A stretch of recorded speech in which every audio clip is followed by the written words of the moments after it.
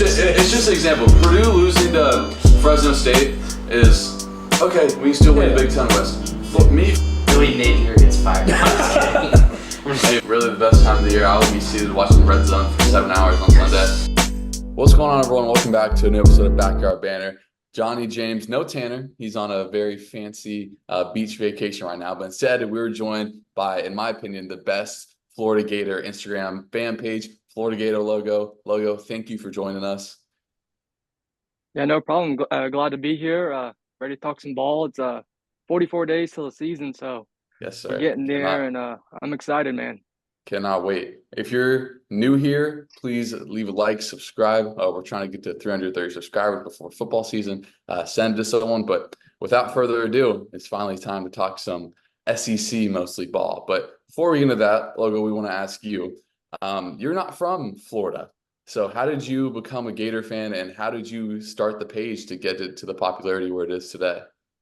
Oh yeah, that's always a question I like getting because I'm from Indiana, so I mean I don't meet a lot of Gator fans up here. I'll see a couple, but my grandmother, she's from Florida, and she lived in Stark, Florida, and kind of growing up, my mom would visit her, and she always joked around that for me to move down there, she'd make me a Gator fan, and so she would just send me stuff, and or anytime we'd go down there, we'd visit Gainesville, visit the swamp. Back then you go walk on the field, and as a kid, 5, 6 years old, that was like a dream of mine, and it just kind of blossomed into a fandom, and probably I think it was 2012. I kind of got Instagram kind of came along, and I just kind of wanted to promote. I wanted to do edits and stuff like that, and I really wasn't that good at them, as a 12, 13-year-old, but so about a couple of years into it, I just started covering news and just try to promote the Gators the best way I could, and truthfully, I don't like to lie on there, but yeah, my grandmother was the reason all this started, and so I'm happy she gave that to me because I don't know who I'd be a fan of, or if I would even like college football if it wasn't for her. I mean, I mean, you could have become a Notre Dame fan. I mean, That's what James is. we could have been. I am a Notre Dame fan, so like, Oh man, no, yeah, Notre I get it. Dame.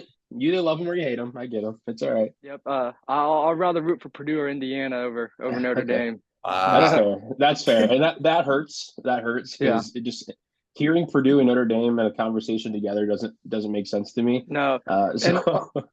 And honestly, Purdue, I've never been a big fan of Purdue. My mom went to Indiana, so I've always leaned that side. But one of my best friends went played for Purdue basketball last couple of years, and so I kind of rooted for them. But no, I always lean Indiana, but Purdue. I like them over Notre Dame any day. Our other co-host, who's your Purdue buddy? fan. Who's your buddy that played for basketball? Mason Gillis. Oh, okay. Yeah, Just Tanner a be slight freaking Mason out. Gillis. Tanner be That's awesome. freaking out. We high school basketball team together, and yeah, we went to graduate together, for instance, elementary. So yeah, That's I'm awesome. happy. It was pretty cool to see him go to Duke. I did not expect that. heck yeah. I mean, Got to say, our other co-host Tanner's a huge Purdue fan, like diehard everything. oh man, dang. So he would have loved that. Yeah. That's fire. Yeah, so I mean, obviously you talk about your family is the biggest thing for all of us. I mean, Yeah. Johnny became a Florida fan because of his family. I became a Notre Dame fan because of my dad. Obviously our pro teams are all come from family. So you said you try not to be, biased or anything. So we got to know your expectations for the Gators this season. What you think it's going to come down to. Obviously, everyone knows in the country, and we've talked about on this podcast, how difficult the schedule is. So what are your expectations for the Gators this season? And yeah. Yeah, my expectations, either some fans are either super high, like they're going to win 9, 10 games, and some are, it's going to be the worst season of all time. I'm kind of stuck in the middle. I've been early in the year, I was leaning like 6 wins. I thought they made some improvements. I thought they got rid of some guys that, besides ETN, that wasn't a huge loss, and because our running back room is good, but he is talented. So that's, but Montreal is going to hold it down there. But I've been leaning 6 wins for most of the year. I'm kind of starting to edge towards 7. Cause with the addition of Elijah Badger, in May, I think, but it's going to come down to, how good this offensive line performs, I think, because I think we have the weapons.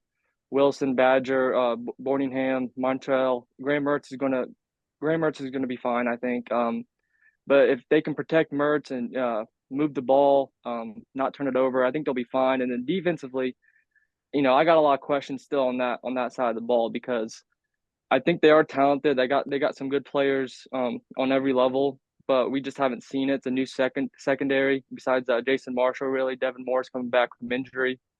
Um, but they got to get off to a good start because they could lose the Miami game, and I still think they could, be just fine. But they can't lose the UCF. Mississippi State, they have to win that. And that's a big game because the Gators have struggled on the road in the last couple of years, and Mississippi State, that's not going to be an easy place to play.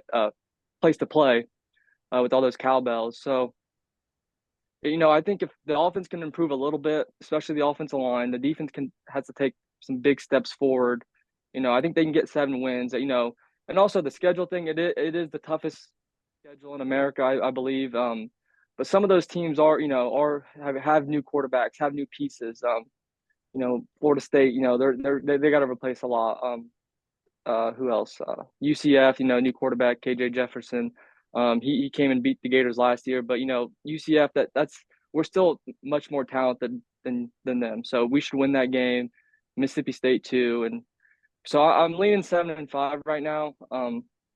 But 7-5, 6-6. But again, if things go sideways, they could go sideways bad in my opinion. Because I'm not the believer that they're going to win 9 or 10 games. Really, I think a lot would have to go right for them to get to that point. But if things go bad, a couple of injuries here or there, some bad breaks, or if they don't improve on the things like we saw last year with the 12 men on the field or blown coverages, missed tackles, they could win only 4 games. That's a possibility too. So, but right now, I would put money on 7-5. That's what I would do. And we'll get into it later, but Napier, has to win probably a certain amount of games. To keep his job, and I think seven would clearly do it with this schedule. Yeah, for sure. But again, everyone knows about the schedule, and it's really tough. But the first 7 games, so Miami, Sanford, A&M, all at home. Then you go to Mississippi State.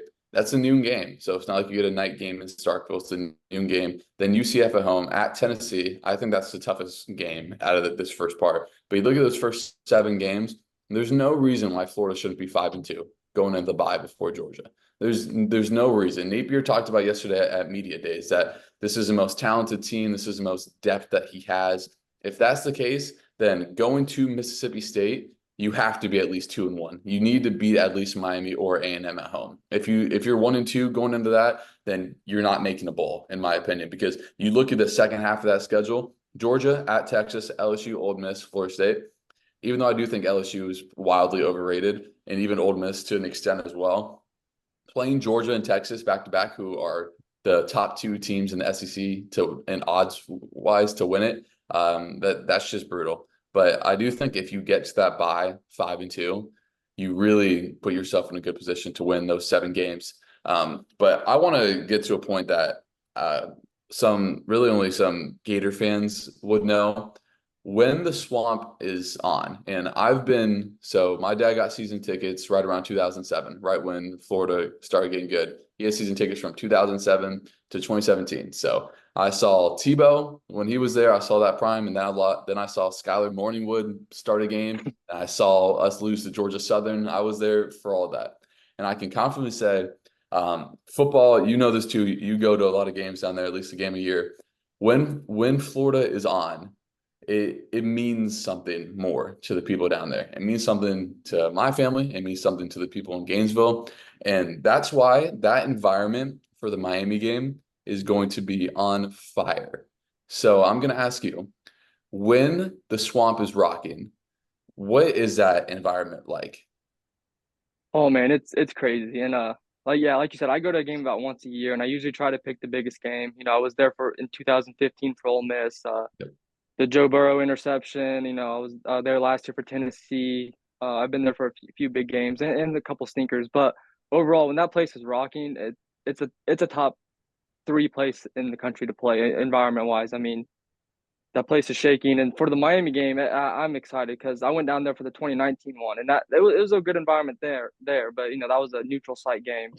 So on August 31st, that place is going to be packed. It's going to be hot. It's going to be, sweaty. It's going to be everything Gainesville offers. And I'm excited for it. But that's the thing. Cam Ward coming in. I don't think Cam Ward's ever played at a place like the Swamp, and No, I no. don't think people. Washington I State don't. doesn't go to places like that. Yeah, and I don't. Yeah, I don't even think they played at Oregon either, No. and that'd be the closest, somewhat closest thing to the Swamp, and I think that's going to be a wake up call for him because I don't, quarterbacks go in there all the time and they don't come out well sometimes. Even though Florida has not been what they have been, whatever the last few years, for a new guy with a new team, we saw last year with Graham Mertz. Graham Mertz had a great season, but he struggled versus Utah. He went into Utah and he did struggle. So I'm just skeptical to see Miami come in week one and be on rhythm because that place will be rocking, like you said, and I know I'll be there. I'm going to do my part, but yeah, I'm excited for that one.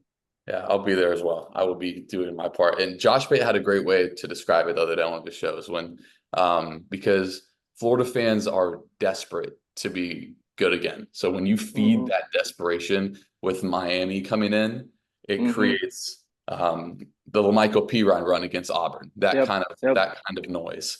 But with that being said, we'll get back more to this year's the actual team on the field. What do you think is the team's biggest strength going into the season, and then their biggest weakness? The strengths, I would probably say the playmakers they have on offense, and then plus Graham Mertz's experience. Like I said earlier, if the offensive line can perform well, I think that's going to set up really, really well for the offense. Badger, I think, he's not being talked about a whole lot. I think because he was a late addition, kind of like how Ricky Pearsall was 2 years ago. But Badger's going to, Badger could put up better numbers or similar numbers to Trey Wilson. That wouldn't surprise me at all. And because Wilson will be the focus point on most defenses.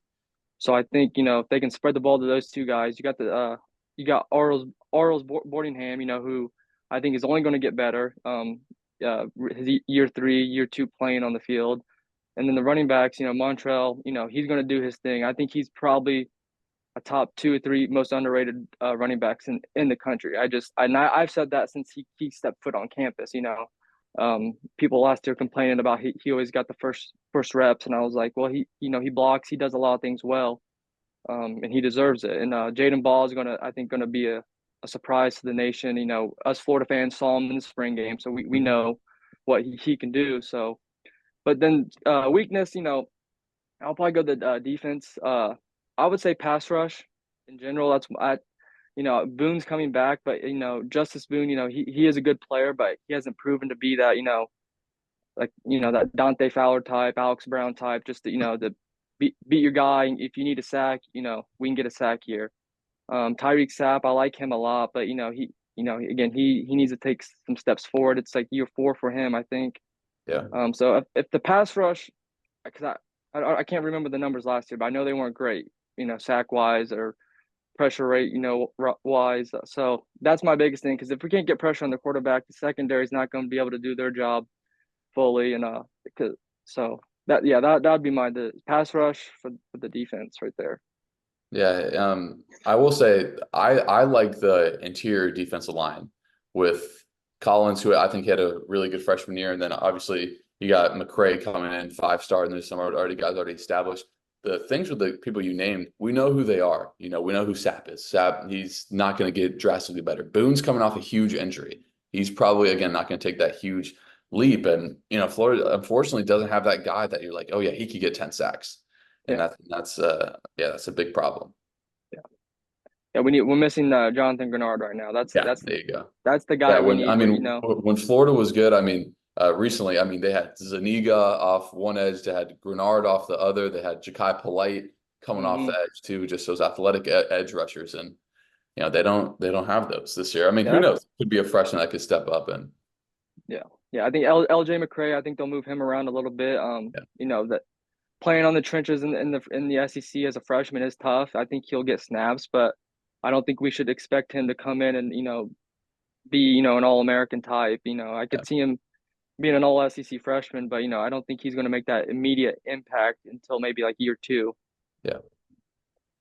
Yeah, it's interesting to see because I mean I was on Twitter and I have to stay up to date on Florida Gators because I can't show it to a podcast, especially with Johnny. Obviously we have two Gators now, but normally I got to be kind of locked in because Johnny knows his stuff about the Gators. But I saw some interesting take, and you kind of talked about a freshman, obviously the 5-star quarterback DJ. My question to you guys, and this is my prediction, this is what Twitter saw, and I loved what Twitter said. And in my opinion, you guys are talking about 7-6 wins. I have this Gator team winning 4 games. Okay. That's just my opinion. I absolutely hate your schedule. I would hate to be a Gator fan, but at the same time, it's exciting, right? I mean, you've got some incredible games and an incredible opportunity for some of these guys to completely make a name for themselves, right? And if Billy Napier wants his job, man, go out there and win some of these games because you win some of these games, your job is secure. So my prediction is, and what Twitter said, was that you guys are going to struggle, and that 5-2 in the first before the bye is not going to happen. So in my opinion, there's some tough games in there, right? That Miami game, it might be at home, but it's brutal, right? And so my thing is, I think you go into that bye with 3 wins.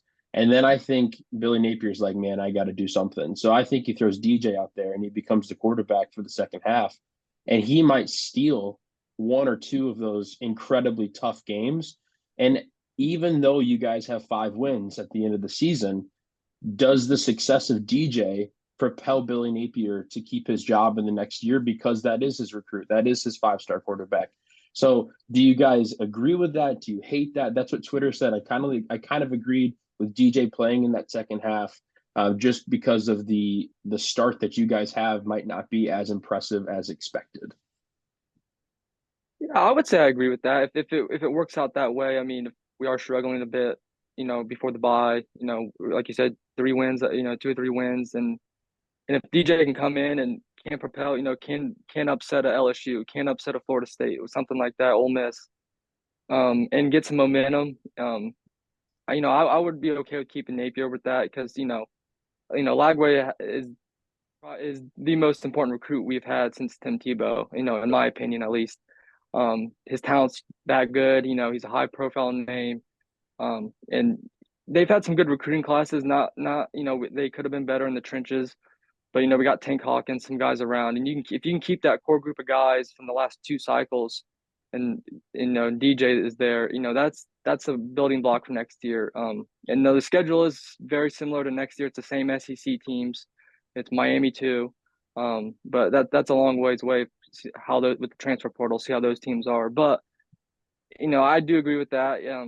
The only way I would say if DJ does come in and start and it does go sideways even more, if they don't win any more games or Lagway struggles and they do let him go, I mean, it happens. It would be a tough break, but like 4 wins is on the table, 4 or 5 wins. I said that earlier.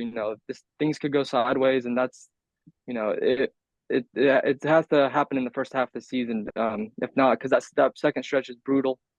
I think DJ though. I think they should have packages though for him just in case for a situation like that because and also if Mertz could go down, we saw that last year, and I don't want a situation where you got a guy like Max Brown come in and didn't have any experience really at all. So yeah, I agree with that. I agree with that take. I like it too, actually. Yeah. I mean, this might be my Gator bias because I'm a diehard fan.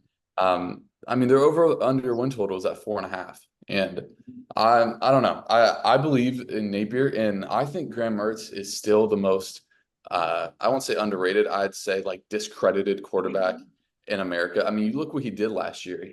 Only 2 interceptions, and both of them were off deflections with his wide receivers. And it's not like he had, world beaters out there wide receiver. Ricky Pearsall was very good. And Trey Wilson, people don't remember. I mean, he was hurt for a lot of the games this year. I mean, he was huge against LSU, he was huge against Arkansas. But I think Graham is really good. His accuracy, I mean, he had the best completion percentage in the SEC, and he was only behind guys like Bo Nix in the country. He was a first-round pick. So that take it's very realistic. It could very well happen. That's how good Florida's schedule is. But I'm a huge believer in Mertz this year. And that's just based on the eye test from last year with how accurate he was. And that's him. I mean, he's like 27 years old. So I would expect him to still improve a little bit. And I mean, getting DK, is either Dyke or DK? I still don't know how to say his name, the transfer from Wisconsin. I think DK, yeah, DK, yeah. DK, he's really good. You get Badger, who was the top guy, top receiver in the second cycle after the spring in that portal. And then Eugene Wilson, who is a top level SEC playmaker. He's one of the top 3 playmakers in the SEC, in my opinion. And I might be a little biased, obviously, but I mean, look what he did his freshman year. But I think, to see where they are, if the doomsday scenario occurs and they are at 4 wins, that means they're 1-2 going to Mississippi State. They need to win one of the two against Miami or A&M at home. At that point, I mean, you just have to, because like you said, we can kind of look ahead to next year. You go to LSU, to Ole Miss, to A&M. Those are 3 insane environments, and then you lose a home game because you're technically the home team against Georgia, and that game's in Jacksonville.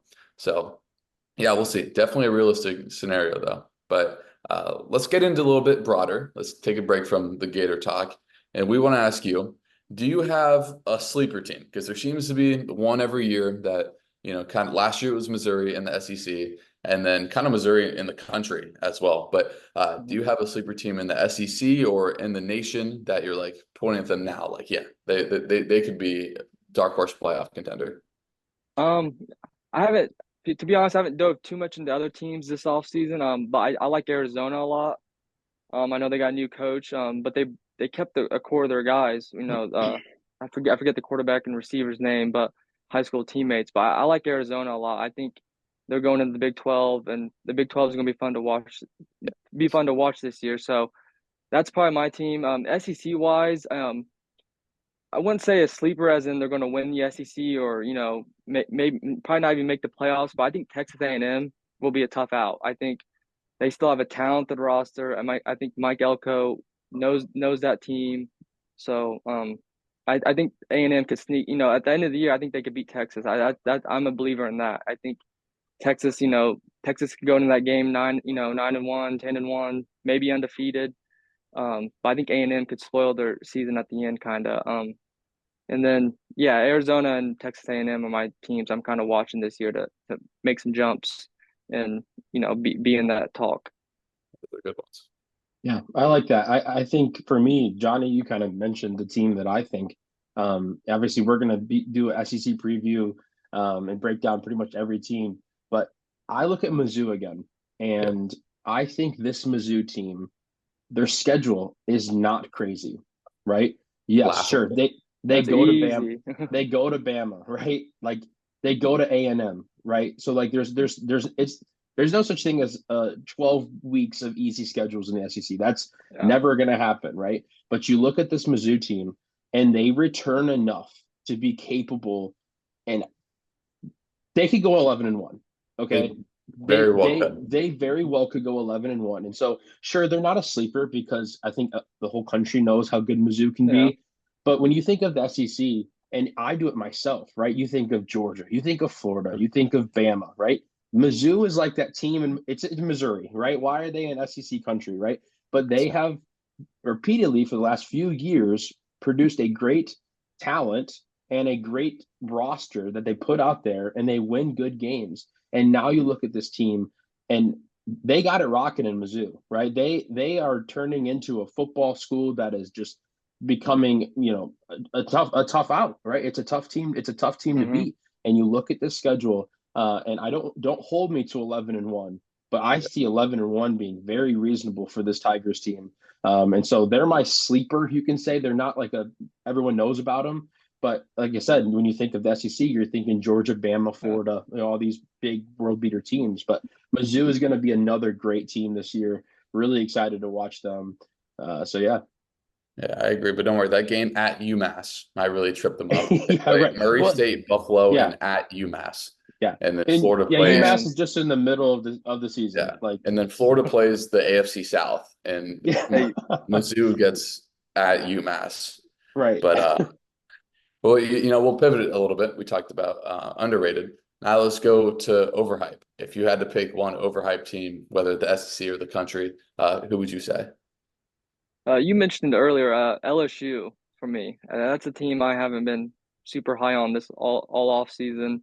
They're their D-line, I think, will be an issue for them. And obviously in the SEC, you need trench play to be at an elite level to win games here. And I don't think they have that. I don't. And I think a lot of people are saying their offense will be fine. I'm not. I don't know about that. Nussmeier's coming in, and I think he'll be solid. I don't think he'll be bad at all. But it's going to be such a big drop off, I think, from last year. And if that defense doesn't really improve much, I think that's a team that could win maybe 7 games, 6 games, because I just don't. I don't think. I think they've been going down. It's kind of like the Dan Mullen. Yeah. Dan Mullen came to Florida. They won 10 games first 2 years. Kind of had a real high and then dropped. And that's how LSU went to the SEC title game in year one. Kind of fell back last year, even with the Heisman Trophy winner. That defense was so bad. And I'm still mad about that game down there in Baton Rouge. Yeah. But LSU's a team, and Ole Miss too. You mentioned them.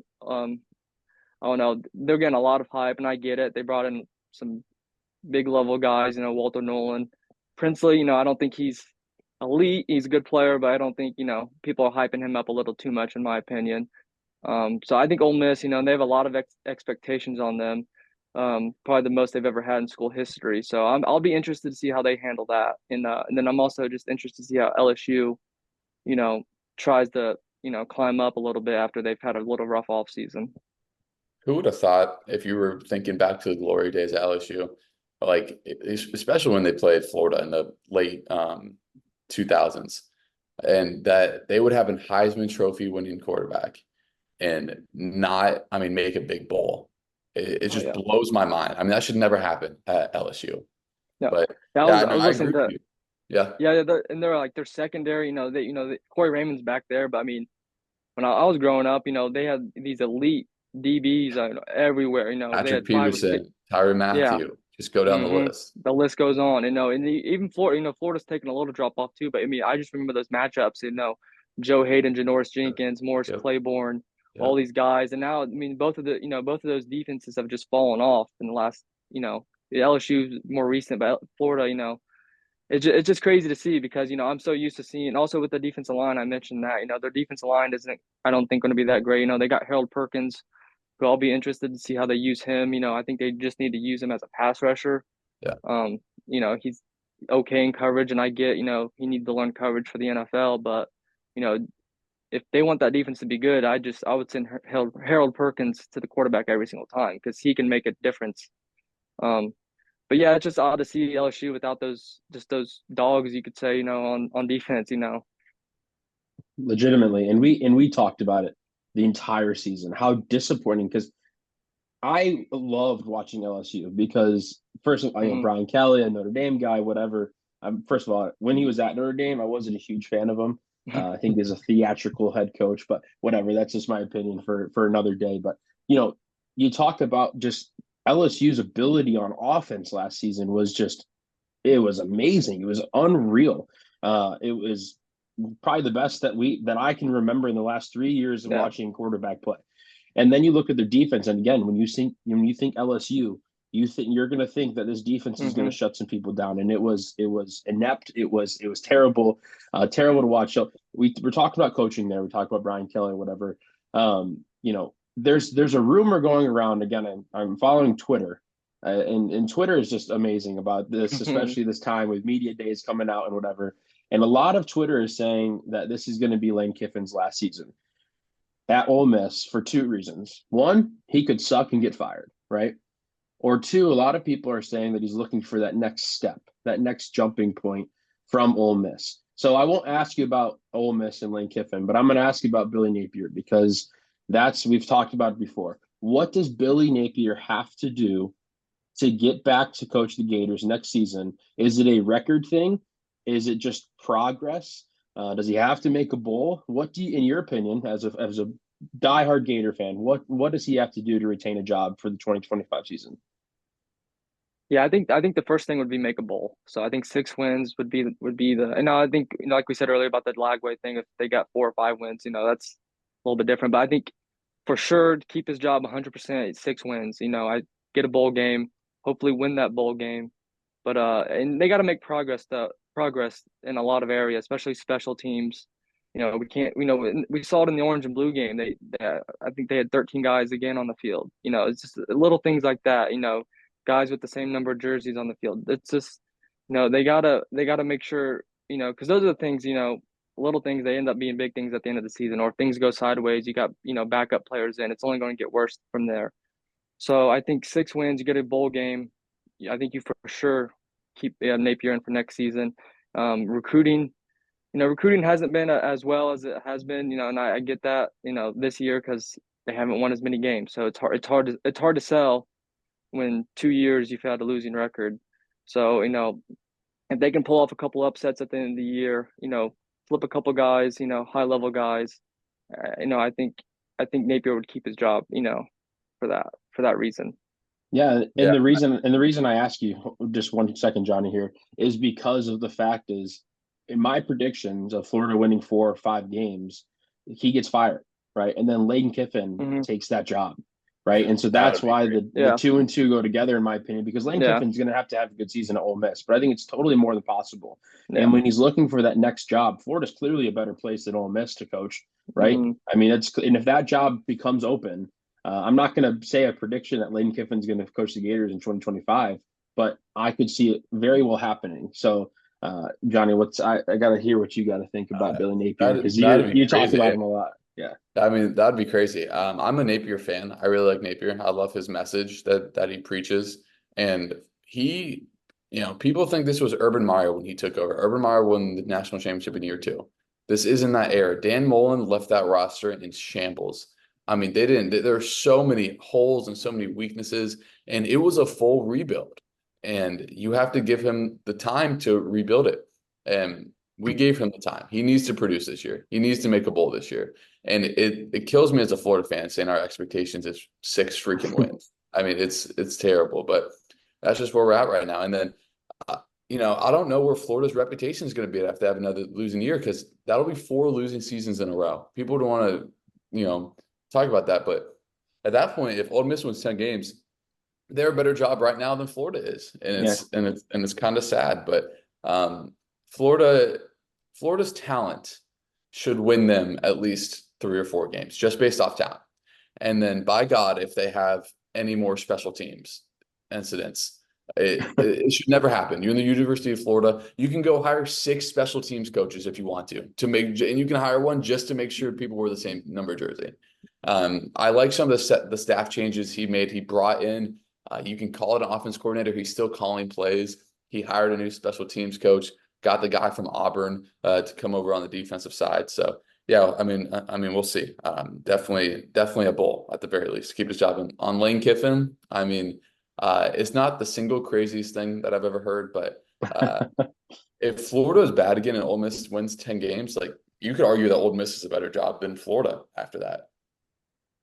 Yeah, that to me is like it's not crazy, right? Because but it's just like Florida's Florida, man. Like no matter what, like you guys haven't been good the last 3 seasons, but we're still here talking about how proud you guys are going to be about this Gator team because it's the fans, right? It's the area. It's SEC country football. Like it doesn't matter if Florida wins 4 games this season. They're still I've never been to the Swamp. Johnny's gonna have to take me someday, but I'm sure that place is gonna be rocking if they win 3 games or not. And so I just look at that as it's a question, right? It's like I said, it's not a bold prediction. It's not my prediction. It's a hypothetical situation because Ole Miss has just kind of been this regime under Kiffin for some reason, like whatever. And then you look at the Gators, and they need to flip that switch because when Florida's good, the SEC is even better, and that's the point, right? Because Florida being good makes the SEC even more unbelievable than it already is. So yeah, I don't know. I guess we'll find out. Yeah. So I guess we talked about Florida in their schedule. We look at the schedule. You kind of talked about LSU, so I don't want you to give me LSU as your take on the upset. But if you look at this Gators schedule here, what in your opinion is the most winnable game, most winnable upset when you look at this schedule? I would probably have to go either it's the first game or the last game. I think it's Miami or Florida State. I think those are the two we'll see how Florida State is at the end of the year. That's, but they are favored right now, by Vegas. So I think week one, I think you get Miami coming to the town. The place is going to be rocking. Cam Ward, we'll see how he plays. And that they have a talented team. You can't lie about that. They brought in Damian Martinez. Mario recruits the offensive line like how I wish we recruited the offensive line. Just big elite dudes, and so they're going to be good. But it's kind of like Florida. It's the little things. It's the key mistakes. Not kneeling the ball down. Little things like that ends up costing you later. And so I think they could pull off an upset versus Miami. And I think that's going to be a close game. I think it's going to be similar to 2019. Not as sloppy. I don't think it's going to be Felipe Franks out there throwing 2 or 3 interceptions and shushing the crowd or whatever. But I think it's going to be a back and forth game, and probably the team who makes the first mistake will lose. But I think Florida at home, the crowd's on their side. I like Mertz in that matchup. Ward might have the better pro potential, but I think Mertz is the better quarterback in this game. And then at the end of the year, Florida State, it's on the road this year. Yeah, but we'll see. I just have a lot of questions about Florida State. They're going to be a little bit younger. They new quarterback, all this stuff. DJ, I've never been a big fan of DJ. So we'll see how he performs, especially versus a Florida team that's either going to be riding high, their bowl eligibility, Napier kept his job, or is there going to be a Florida team that's 3 wins and guys are banged up, they don't want to play, and but so I would give one of those 2 games and then a sleeper one I would say, I know I said LSU earlier, but Tennessee on the road. The last time they went to Knoxville, they played them very tough with Anthony Richardson. So I think they could go up there, and it's Nico is going to be one of his first tough tests, I think. So we'll see about that one. But I would lean Miami just because it's the first game of the year, and expectations are going to be a little bit higher. We're not going to be at the end of the year where either it's going to be a 3-win team or whatever the case may be. So yeah. Yeah, I don't hate that. Ole Miss at home is another one because that goes back kind of to the Lane Kiffin point. I don't think you can be successful by just hitting the portal and not bringing in, top end recruiting classes. Like Ole Miss is going to be good this year, but it's not. I don't think it's sustainable. Just trying to bring in these #1 portal classes without filling in from high school. But that's another one. We talked about sleeper upset. We have a few more questions before we get you out of here. Everyone wants to know, it's kind of, Trey Wilson was that guy last year, the sleeper player that came in, made a huge impact. It can be on offense or defense. Who's one sleeper player that can make, I mean, probably not the Trey Wilson impact, but a big impact out the gate? I'll give you 2 here, one on defense and offense. Offense, I think Jaden Ball. I think he's a guy that, because Napier typically, he's always split carries with all his running backs, and I don't see why he would change that right now. And maybe it's only 2 running back system this year instead of 3, but I think Ball is gonna, we saw Etienne as a freshman, versus Utah week 1 make plays. So I think we're gonna see Jaden Ball out there versus Miami, and I think he's gonna get a few carries, probably 5 or 6, and I think he's gonna make the most of it. And then on defense, I think TJ Searcy, I think is a guy that no one talks about. He was, even when he committed back on 4th of July. And it was kind of, no one really knew about him. It was early in the morning. I remember exactly where I was at. But and then I didn't really expect much of him, honestly, coming into the season. He kind of, tall, lengthy guy, skinny. But every time I just saw him play, he made plays. He had a couple forced fumbles. He was getting in the backfield. So I think he's a guy that, with another year in a college weight room, another year to, just to be in college, get that experience, I think he's going to take a big step. And I think he, could be an second, third team all SEC type player. Yeah, I agree. He popped off the screen last year as a freshman. And I think even though this guy's more established, I think Shamar James could be one of the best linebackers in the SEC this year. He obviously had the injury against Georgia that kind of cut his season short. He's that kind of talent to be that good. But before we get you out of here, we got to ask, who do you think is going to win the SEC? We obviously have the big dogs, Georgia, Texas. I still think Bama could be good, but who do you think is going to meet in Atlanta, and who's going to win it? I think Georgia's going to win it right now, and I'm thinking it's going to be a Georgia-Alabama matchup, like we've seen. Just a new coach on Alabama's side. I think Alabama. I was skeptical with Alabama at first with the hire, honestly, but the way he's been recruiting and the way these players have talked about him and just the reports we've been getting from Alabama, I think Alabama's going to be really good. They're not going to take a drop off at all, I think. And then Georgia, I think it's kind of like a revenge tour for them. I think if they would have gotten the playoff last year, they would have won it. You can't change my mind on that. And they brought in ETN, they brought in some other pieces. And Kirby can motivate his guys. And after a season like last year where they lost in the title, I think he's going to have those guys extremely ready to play. So Georgia's my pick. I think it's going to be a good game. I don't think Georgia blows them out or anything, but yeah, I'll have to lean Georgia for sure. As much as that hurts me to say that, it pains me to say that. Pains me. Yeah, as long as they stay off the liquor, they should be able to get there. They can win the SEC. I just don't want them to win the national championship. Yeah, no, that's fair. Hey, they're really good. Yeah, Carson Beck has the potential to be the number one pick in the draft. That's how good they could be. But Logo, we very much appreciate you coming on, spending a few minutes to talk to us. If you guys made it to the end, again, leave a like, subscribe, send it to someone. Logo, thank you so much. I mean, we had some great Gator talks here. Appreciate it, man. Appreciate it. I'll have to come back soon before the Miami game or after sometime. Yes, sir. For sure. You're welcome back anytime. All right, but that'll do it for us. And we'll have an episode next week. We're fully into football talk. Next week, we'll have our ACC predictions that'll come out, and then we'll just roll from there. So if you guys, again, made it to the end, thank you guys so much for watching, and we'll see you guys next time. See ya.